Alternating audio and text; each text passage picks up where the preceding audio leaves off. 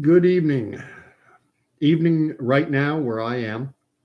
Uh, Gordon Causey coming to you live and pretty much unscripted from my little corner of southeastern Ontario, Canada. It is now the 30th of May. Uh, oh, get down. Monday. Uh, and the year is 2023. I'm going to make sure I get my years right. I've mentioned before, the past 3 years have been a blur. Any year that starts 2020, I've been mixing them up. Maybe it's a function of my age. I'm going to soon be 57 years of age. I'll get Candy, the Wonder Pup, out of the way. Okay, sit down. Shake paw. Speak. Good. Come up. There we go. That's to give me peace. I wanted to talk about the election that happened yesterday in 20. No, I've got 20s on my mind. Yesterday's election that happened in Alberta, the provincial election. This is the first time, I believe, in my lifetime when I've been this fixated and this interested and engaged in an election that was happening in a province other than one I live in. I've resided in two provinces in Canada. I've lived in Ontario and Quebec. And whenever an election happened, an Ontario provincial election happened, I would be engaged and be watching the results as they come in. When I lived in Quebec, I was there for two provincial elections. And again, on those evenings, I was engaged and wanting to know, but I never worried when it was another province until yesterday. Yesterday, I was very anxious and wanting to see the results. And I'll give you those results right now for those who don't know them. The United Conservative Party won 48 seats in the legislature, with 44 being required for a majority. There are 87 seats in total. So if you have 44 or more, any legislation put forward by the governing party, they have enough seats to pass the legislation. So the UCP crossed that threshold of 44, and currently they have 48. I'll get on to what I mean by currently. And the NDP, 38, and they're saying that there is one independent. In terms of popular vote, the United Conservative Party won 52.6%, 52.6% of the popular vote. The NDP, 44%. No, from what I've read, no other single party garnered even 1%. So do a quick 96, almost 97%. So it's just a little over 3% was scattered among small, what I will call, I'm not a big fan of the word, but small fringe parties. Divided up the remaining 3 point whatever percent of the vote. The reason I say that that's as of right now is because there are still, as I understand it, a handful of very close races, and there will be recounts anytime. From what I understand, if a riding is decided by less than 100 votes, that it automatically triggers a recount. And if it's above 100, and if a candidate is concerned that there were irregularities or something, there can also, I believe, be recounts requested and sometimes taking place. So I think it's possible that these numbers could change, but only marginally. I would be very surprised if they went up or down, more than one. The UCP might go to 49, might drop to 47. The NDP might go up to 39, might drop to 37. And that independent seat may disappear and go to another party. Who knows? But ultimately, it's a UCP, United Conservative Party majority. Daniel Smith, the leader of that party, becomes the premier. I don't know how well my viewers however many I have for this miserable and pathetic little YouTube channel. But I don't know how familiar people are with the parliamentary system of democracy that we use here in Canada, but we don't directly elect a premier. Americans will, they have more of what is referred to, I believe, as a Republican style of government, or Republican being derivative of a republic. Canada's system is, I believe it's called the Westminster parliamentary system. And so basically what happens is you don't directly elect a leader. As I said, Alberta has 87 ridings, constituencies, little geographic areas. And then each party will run a candidate. There will be a UCP, there will be an NDP, there might be an Alberta party, there might be a Green party, and there are some other parties as well. And they'll each run their candidate, and then whichever candidate gets the most votes in what is called a first past the post system. So you don't have to have 50%. If there are 4 candidates running, you don't have to have 50%. If you have 48 and the other 52 is divided, and 48% is the highest number of votes, then that individual is elected, and they get a seat in the provincial legislature. And then at the end of the day, you tally up each party's totals, how many seats they have, and whichever party has the most seats, they become the governing party. And the leader of that party is automatically the premier of the province. And Daniel Smith was already premier of Alberta. However, in the last provincial election in Alberta, which would have been in 2019, the UCP, the United Conservative Party, was elected to a majority government in that election. But Daniel Smith wasn't the leader of the party. It was a gentleman by the name of Jason Kenney, and his party removed him. They wanted him gone. And this is significant when I asked the question that's in the subject line of this, the title for this video, postulating on whether or not this was a referendum on COVID mandated lockdowns and such. And if so, to what degree? I think it's significant to note that Jason Kenney, who had been elected, he was the leader of the party, the United Conservative Party, that was governing in Alberta from 2019. And then it was a year or so ago that he was kicked out, and Daniel Smith ran for the leadership of the party. She won the leadership, and so she immediately de facto became the premier, even though she hadn't run an election. So this was her first time running as the leader of the United Conservative Party. A little bit about Alberta politics. It's different. It's a bit different from what Canadians are typically used to. Certainly at the federal level. At the federal level, we have something of a pizza parliament with so many different parties. We have the governing Liberals backed up by the NDP. We have the official opposition. The party with the second most seats is the Conservative Party. Then the Green Party has 2 or 3 members elected. The Bloc Québécois, a regional party that only runs candidates in the province of Quebec, they have a number of seats. And I think that's it. I think that's all we have in Parliament. But there are 5 different parties. And so the Liberals won the last election, did not win the popular vote. Most people in Canada voted for a party other than the Liberals. More Canadians voted Conservative in our last federal election than voted for the Liberals, but the Liberals won more seats, so they get to form the government.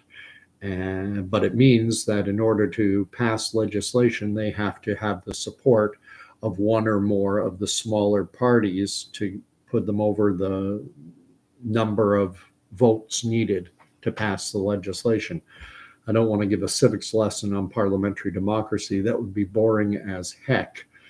But anyway, Alberta is different because there are just basically two parties: UCP, which I'll henceforth call the Conservatives, and the NDP. That's it.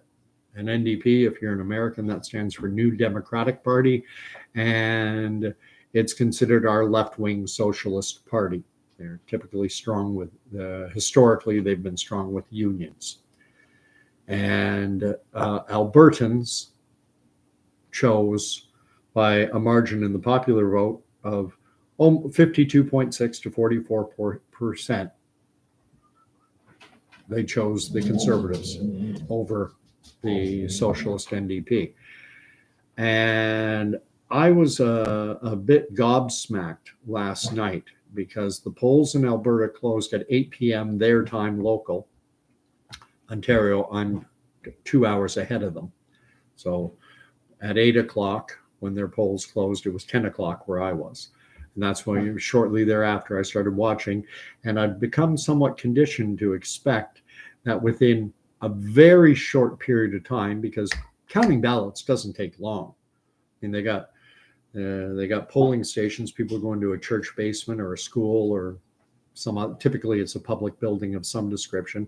They go in, they give their name, maybe a voter ID card, show some ID. They're given their ballot. They go behind a little screen. They mark their X. Then they fold up their ballot and they put it into a box. And then at the end of the night, when the polls closed, the doors to the polling station are locked. And then you have returning officers and deputy returning officers. And they open the boxes, dump out the ballots and start counting. And they have little tick sheets and they just tick it off.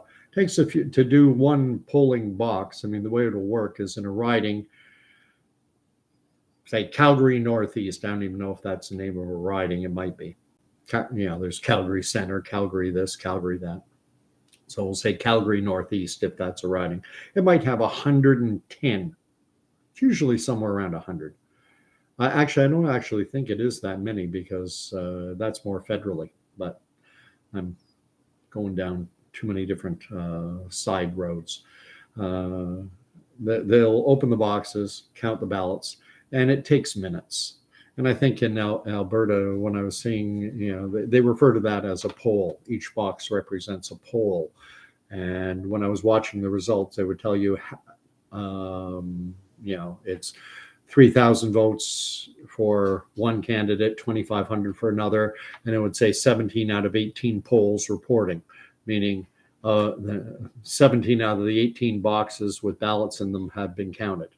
So there's one box left, and you can be pretty sure at that point that the candidate who got the 3,000 votes is going to win because there won't be enough ballots in that last remaining box to flip the results if you've got to overcome 500 vote deficit. So what I found, what gobsmacked me, to use an antiquated term, was the fact that at an hour and a half after the polls closed, so at 9:30 Alberta time, which would be 11:30 or so my time in Ontario, an hour and a half into the voting, they still had not made a call. They hadn't projected a winner, which typically we've started to be used to see that within minutes, within 15, 20 minutes. In perhaps even quicker than that. I believe there have been elections where it's been called almost within 5-10 minutes. And here we are an hour and a half later and they still haven't made a call. And the reason they said they were unable to make a call is they started showing the results from specific ridings. And to again use that example of what may or may not be a riding, Calgary Northeast, they showed the UCP candidate with one vote, one ballot cast, one vote, and the NDP candidate was 0. So they were saying, well, we are counting that right now as a UCP leading seat. It's based on one vote. And that just blew my mind. How in the name of they only counted one ballot in that entire riding, an hour and a half into the vote. And so I mean, the way I understand that it works is those deputy returning officers will then call in to Elections Alberta. They will report on the results. And so they called in to say, yeah, we've counted one ballot so far, and it's for the UCP candidate, Joe Blow. Or the other candidates have zero. We'll get back to you after we count more. What? Now, part of the problem they were saying is that there was some automated process for counting in some places, and other places they were using the traditional hand counting method. Well, it looks to me, and they said the delay was with this new automated system. Well, it looks to me, scrap the automated system because the hand counting works just fine. And it doesn't cause people to have to wait an hour and a half, 2 hours. I think it was around 2 hours later, they finally declared that the UCP, United Conservative Party of Alberta, that they are forming a majority government. We have declared a winner, which we've all seen in provincial and federal elections before in Canada, in the United States, probably elsewhere as well.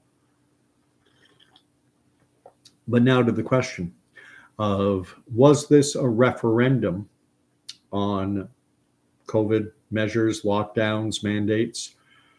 And if it was, to what degree? And I think there's a danger in overstating the degree to which COVID lockdowns and all that stuff. I think you can overstate the degree to which they played a role, but at the same time, I think it would be a mistake to completely ignore it. I do think it played a factor. We have to remember that Jason Kenney, who had been elected before COVID, he had been elected as premier because the UCP had a large majority. And then a year or so ago, the party membership had a leadership review, and they booted him out, which triggered a leadership race that Danielle Smith won. And Danielle Smith, I got to make sure I say her name right. Danielle, they're too close. Danielle Smith was quite outspoken in criticizing government overreach. She was quite critical of the manner in which those who opted or refused to get the COVID shots were treated, even equating it to Nazi-style tactics, illegal coercion. And for those who are unfamiliar with the Nuremberg Code, in the wake of Germany's defeat in World War II, there were trials conducted at Nuremberg where they found out the heinous crimes against humanity that were inflicted on people in Nazi Germany, some of which included medical treatments that were forced on them. And they came out with something called the Nuremberg Code, which said that no individual should be, or not should be, but it is contrary to the Nuremberg Code to force a medical treatment of any description on a person without their informed consent. And force can include coercion. And coercion means things like, well, if you don't take this injection, you're not going to be allowed to work. If you don't get your COVID shot, you cannot get onto an airplane. You cannot get onto a train. We will not tolerate you disgusting people. And Danielle Smith called it out for what it was. And I think it's important at this point to underline the fact, and you can verify this with Health Canada, overwhelmingly, the majority of Canadians as of May 2023 are disregarding the advice of Canada's health agencies, because it's only 12 or 13% of Canadians who are listening to the advice of Health Canada and are up to date on their COVID jabs. The official, if you're following government advice and doing as you're told like a good little citizen, then you have had a shot within the last 6 months. If you've gone 6 months or more, then you are not up to date. And now it's not mandated at this point. At this point, it's not illegal. It's not going to, if you've decided, you know what, I've had 2, I've had 3, I've had 4, but I'm done. I'm not getting any more. That's okay for now, at least for now. You can still say no. But the Liberal Party of Canada, Justin Trudeau's party, have made it a part of their platform for the next election, whenever it is, that they will be reinstituting that system of they will be rewarding jurisdictions, NGOs, not non-government organizations, and entities which force vaccinations on people. You want your son to play hockey? Well, if you want to bring him to the hockey rink, you have to take the shot. And the Liberal Party is saying that they will reward that behavior. They will help finance those efforts, and they'll bring in legislation to ensure that those organizations and those entities that bring in these illegal measures, that they'll bring in enabling type legislation. Interesting word, enabling type legislation, to ensure that someone being discriminated against illegally can't sue. They can't take legal action. This is scary stuff. And Danielle Smith and her United Conservative Party stood up against this. I wanted Danielle Smith's party to win, huge. And that was the reason why. I have some issues with Smith on any number of issues, but within any election, even though I'm not in Alberta, I still felt like I had a stake in the outcome, because I see Alberta as being something of the canary in the coal mine. And if they had fallen to the NDP, and that's how I would have seen it, if they had fallen to the NDP, then I would have seen that as like waving a red flag in front of a bull's, waving the red flag in front of the bull, so that those draconian, overreaching government measures and mandates could charge ahead.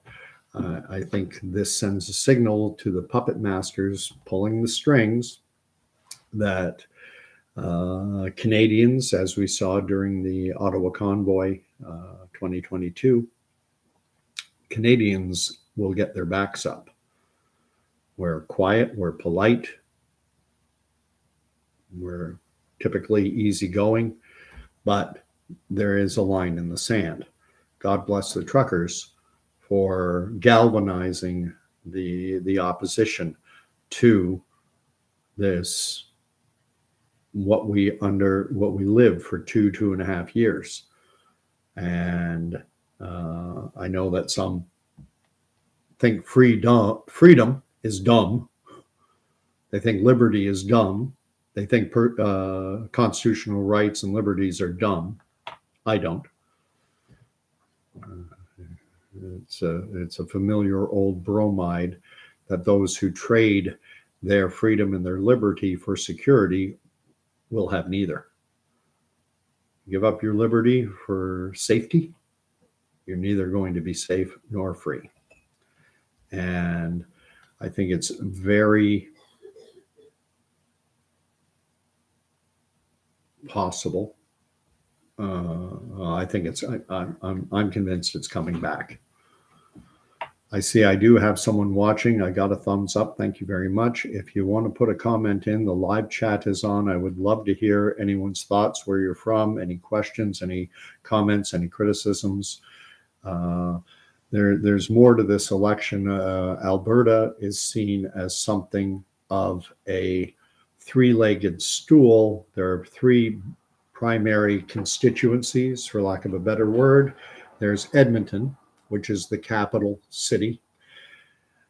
Then there is Calgary, which is the largest city, the corporate center of Alberta.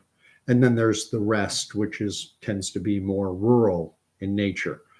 And Alberta's something of a house divided. The Edmonton city core went solidly NDP. And that's something I want to talk about. Calgary was a bit of a mixed bag, but it tilted ever so slightly toward the NDP. Edmonton, government capital, solidly NDP.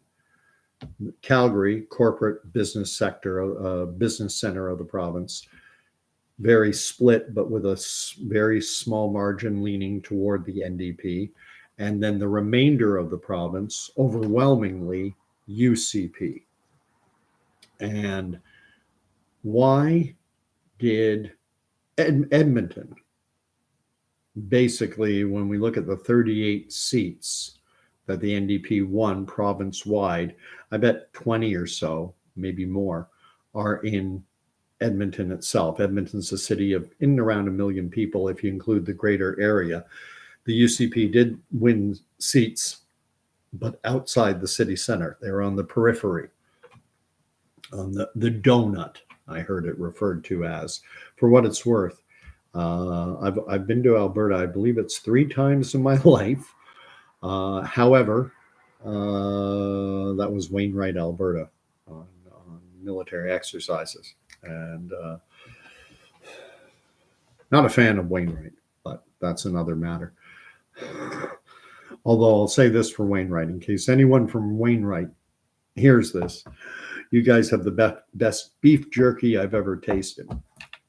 So anyway, why did Edmonton vote so heavily? Now, I want to remind anyone watching this, or maybe you never heard this to begin with, but Rachel Notley, the leader of the NDP, was advocating during this vaccine passport insanity that she was in favor of sending around, and I'm going to use a pejorative term. She didn't say this is my characterization of it.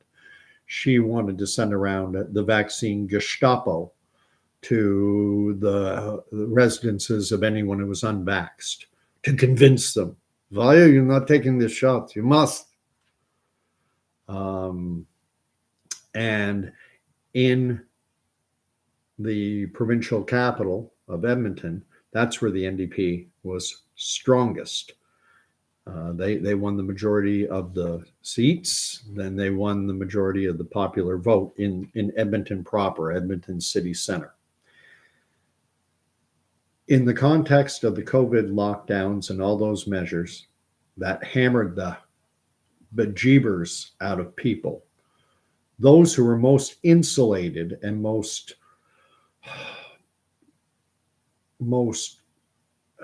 looked after were government employees. Oh, we'll let you work remotely. You get to work remotely. Whereas some guy in Carstairs, Alberta, no, your little mechanic shop has to close, or your hair salon your barber shop, you have to close.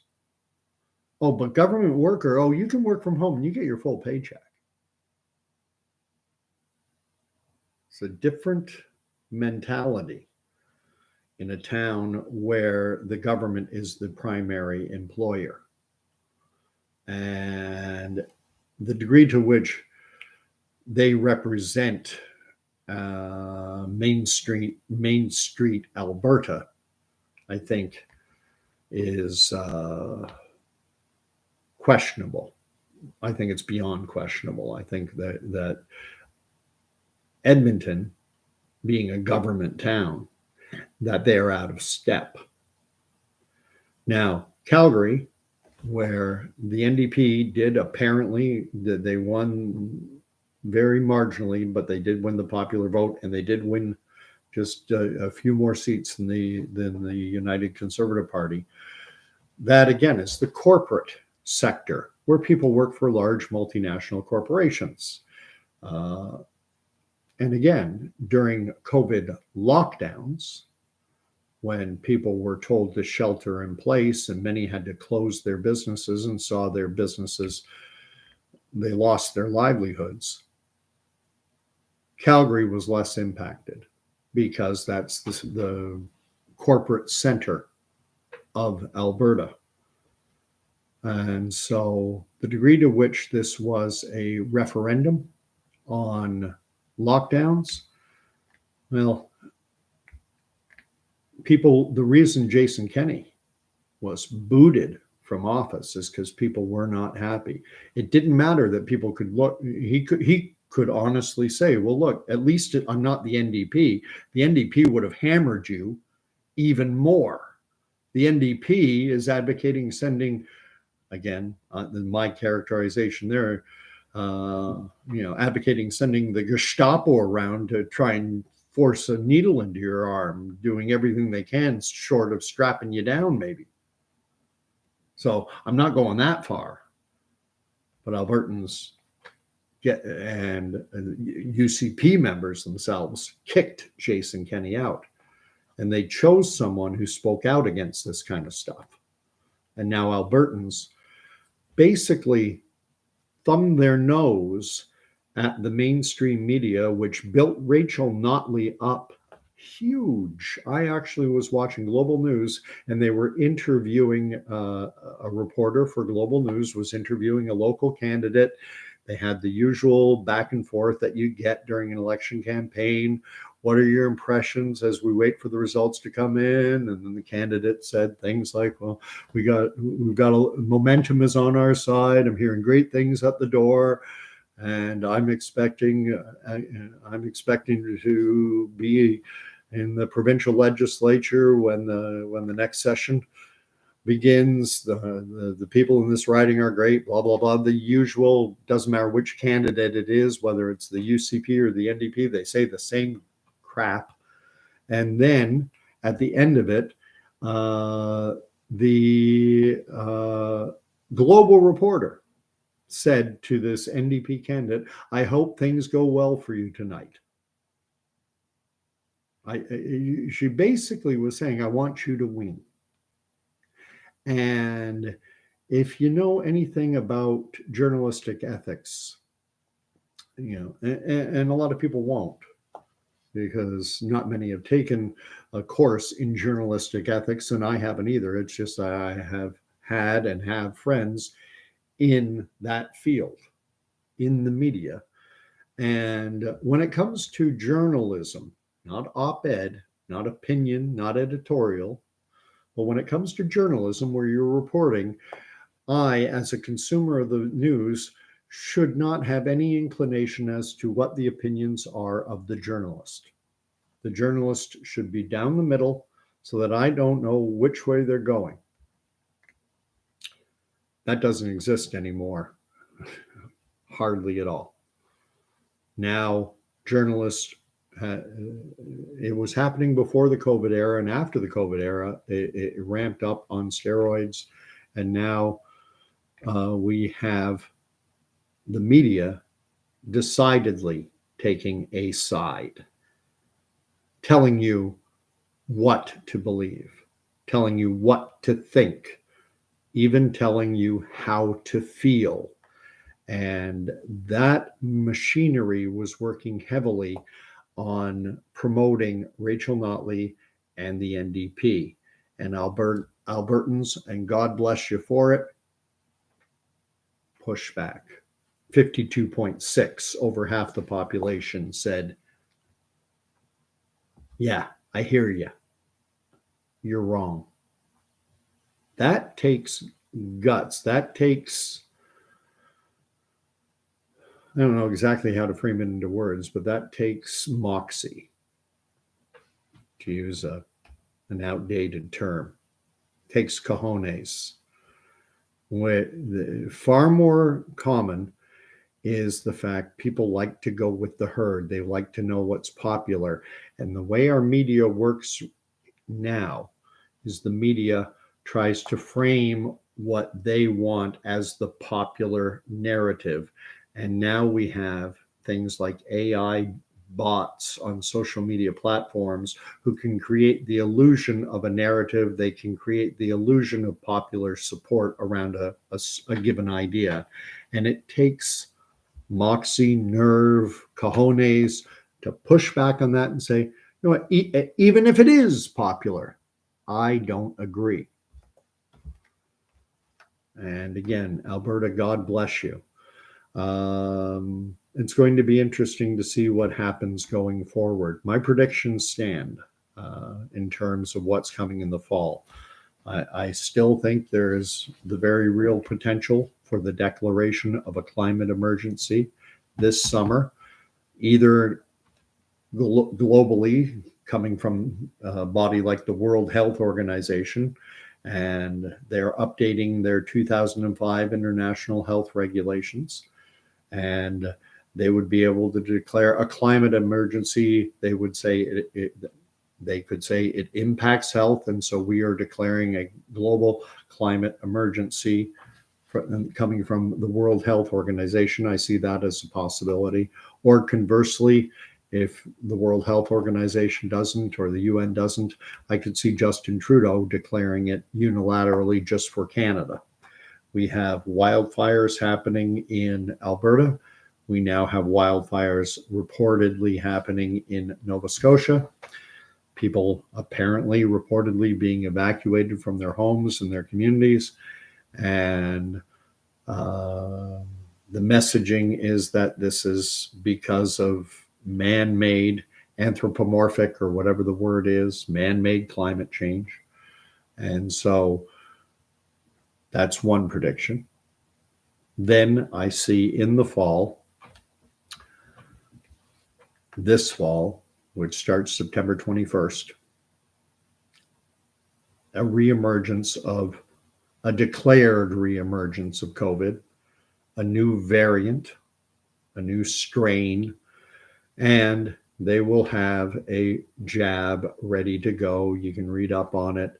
World Health and other health agencies all around the world, they are going to be going to the Pfizers and Modernas of the world. And in June, so just within the next few days or weeks, they're going to go to the Pfizers and the Modernas of the world, and they're going to say, this is the variant we want you to target. And it might be more than one. I can't imagine it would be more than 3, but this variant or these variants, target your shot for the fall on them. And then in a country like Canada, where we have socialized medicine and the government will buy up the jabs in droves, they'll buy millions of doses, probably 38, 40 million of them. And we all saw how wonderfully well after 2 shots, we now know that 2 shots of the COVID jabs provide long-lasting and durable, robust immunity to infection. Yeah. Or 3, or 4, or 5. Well, how many shots they'll buy, I don't know. But then I can see them being mandated again. And it's close to 90% of Canadians are not up to date on their jabs in terms of the advice of Health Canada that's saying if you have gone 6 months or more since your last jab, you're not up to date. Get up to date on your jabs. And close to 90% of the population is saying, yeah, no, I'm done. Tapped out for a variety of reasons. Yeah, I got jabbed. I was talking to a woman the other day at my workplace. A woman came in and she's had 4 and she's been sick with the disease she thought she had been immunized against. Remember, we used to call vaccines, my vaccine record is called an immunization record. Immunization means you are supposed to be immune. You don't get the disease that you've been immunized against. You got your MMR, measles, mumps, rubella. I do not know a single person inoculated, immunized against measles, mumps, and rubella who has gotten measles, mumps, or rubella. However, I know too many people to mention, countless. Basically, everyone I know who was immunized against COVID got COVID anyway. I don't know anyone immunized against polio who contracted polio. In terms of efficacy, cause and effect relationships are always difficult to determine. Well, just because no one I know who's been inoculated against polio has gotten polio, does that mean that the polio vaccine stopped them from getting polio? It's a very strong correlation. And everyone I know, pretty much, everyone who got the COVID jabs has gotten COVID. And they still say effective. Of course, just to be fair, they changed it and they said, well, okay, it doesn't stop infection, but it'll stop you from having severe disease. And if you do end up in hospital, well, you know, it would still have been worse without it. And well, if you die, at least you'll go to heaven. Whatever. I'm not an expert. I'm not an immunologist, virologist, vaccinologist. I don't have any degrees in medical science. I took some science courses at the university level, but I'm no expert, so I'm not offering advice. Should have had that disclaimer before, but whatever. So I'll leave it there. Way too long, but stay strong. Thank you, Alberta, once again. And anyone who liked my video, thumbs up. I always appreciate it. I like the little dopamine or endorphin or whatever that little happy drug is in the brain. Who doesn't? If you want to share, you're more than welcome. And if you want to subscribe, hit the bell. I think that's what they say. This channel is not monetized. I get nothing for this. I do it for my own. Oh, it's somewhat cathartic. It allows me to work through my thoughts. I typically do it off the cuff. These are the thoughts that are occurring to me as I think them. I'm not scripting anything out. The only thing I scripted out tonight was I wrote down, 48 seats for the UCP, NDP 38, Independent 1, the popular vote count. And, when the last three elections were 2015, the NDP won a majority government because at that time, the conservatives were split. There were two conservative parties, the Progressive Conservative Party and the Wild Rose Party. And that allowed the NDP to win a majority government, even though they only got about 40% of the popular vote. But the two conservative parties split the vote, first past the post. So in 2019, under the leadership of Jason Kenney, the Wild Rose Party and the Progressive Conservative Party merged into what they called the United Conservative Party, and they wiped out. They won a bigger majority than this time. 2023.